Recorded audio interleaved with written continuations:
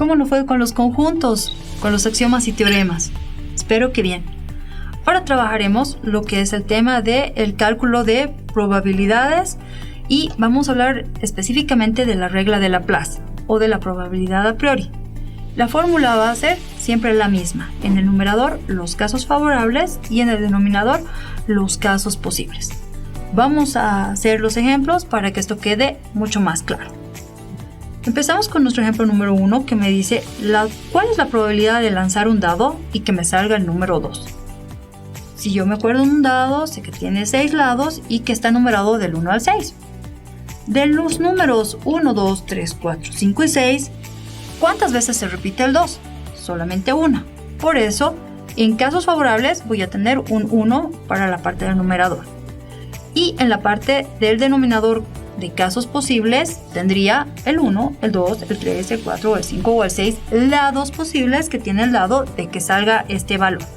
Por lo que dividiría 1 entre 6 dándome 0,66,67 o el 66,67% de probabilidad de que me salga un número 2 al lanzar un dado. Vamos al siguiente ejemplo.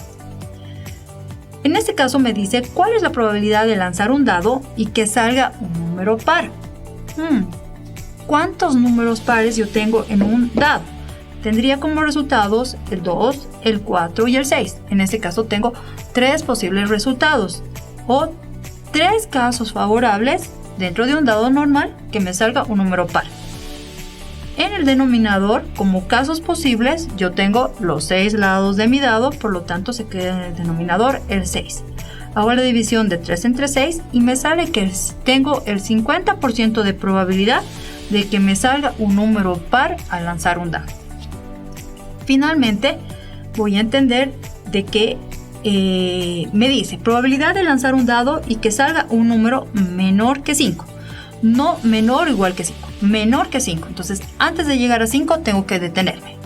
Por lo tanto, en casos favorables quiere decir de que me salga un 1, un 2, un 3 y hasta un 4. No llego a 5. Por lo tanto, tendría 4 casos favorables de que tenga un número menor que 5. En mi denominador sigue habiendo 6 posibles resultados cuando yo lance el dado. Por lo tanto, haría la división de un 4 entre 6 dándome un 0,6667 o el 66,67 de probabilidad de que al lanzar un dado yo obtenga un número menor que 5. El último ejemplo con el que vamos a trabajar el tema de probabilidades en esta etapa.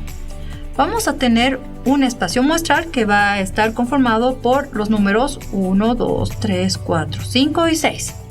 En el conjunto A, como puedo observar, están los elementos 2 y 3 y en el conjunto B los elementos 2 y 5. Vamos a hacer ahora la demostración del axioma número 1. Me dice que todas las probabilidades que existan tienen que ser positivos o estar entre 0 y 1. Y acá todos los elementos que nosotros tenemos tienen la posibilidad de salir. Así que en este caso todas tendrían una probabilidad positiva. Para el axioma 3 me dice que cuando hacemos la unión que tengamos el cuidado de que por ser no mutuamente excluyentes debería yo restar la intersección de A y B para no tener una repetición del elemento que se está repitiendo 2 veces, como cuando hemos hecho el ejemplo de el 2 que se repetía en el conjunto A y en el conjunto B. Vamos a trabajar por un lado entonces la probabilidad de A. Hacemos lo mismo que hemos practicado hace un momento.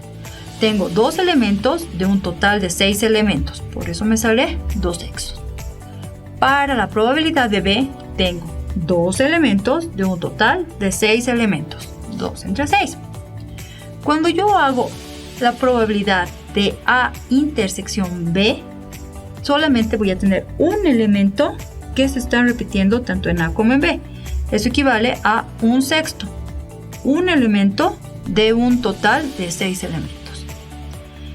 Cuando yo quiero hacer la parte de arriba, que es la unión entre A y B, que es todo lo que yo tengo en la parte de arriba, va a ser según la fórmula.